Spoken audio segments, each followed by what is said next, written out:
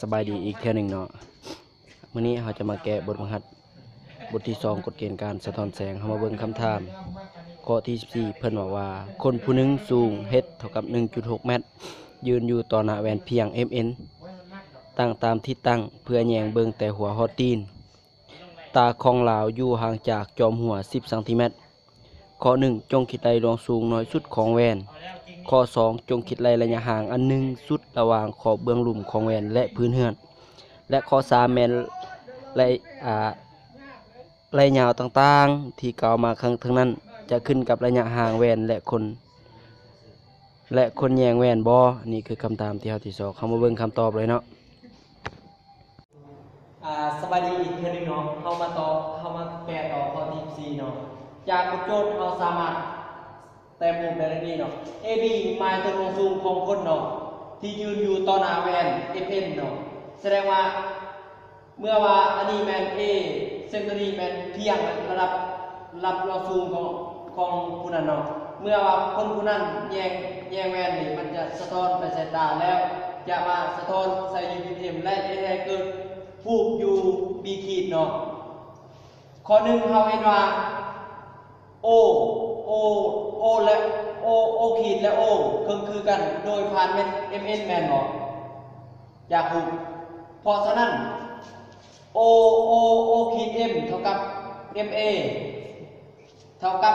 O ขีด A ส่วนใน2เพราะว่าครึ่งหนึ่งของรูป MN แมนบอกเขาเห็นว่ารูป3แจ้ O ขีด MN และ O ขีด AB คือกันตามอัตราส่วน1:2แม่นเนาะ1:2เพราะว่ารูปน้อยเนาะรูปน้อยกับรูปใหญ่ฉะนั้น MN เท่ากับ AB ส่วน2เท่ากับ AB แม่น160ซมส่วนใน2เท่ากับ80ซมเนาะดังนั้น MN แม่น80ซมแม่นรวมสูงของรูปน้อยสุดตามคำถามเป็นว่าให้ซอกรวมสูงของรูปน้อยสุดหมายความว่า MN เนาะ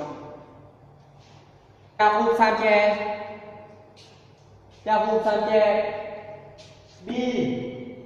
BNI และ BO ขีด B ก็คือกันตามอัตราส่วน1:2ตามรูปเฮามี NI แม่นบ่ตามรูปนะ NI เท่ากับ OB ส่วน I 2ซึ่งว่า OB แม่น AB ลบให้ AO ส่วนใน2เท่ากับ160ลบให้10ส่วนใน2เท่ากับ150ส่วน2เท่ากับ75ซมแม่นบ่ฉะนั้นระยะห่างใหญ่สุดระหว่างขอบ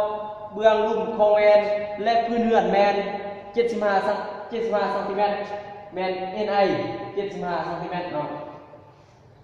ข้อ3แม่นเมื่อคิดไล่ MN และ NI เฮาบ่ได้อิงใส่ระยะห่างระหว่างคนและแหวนเนาะ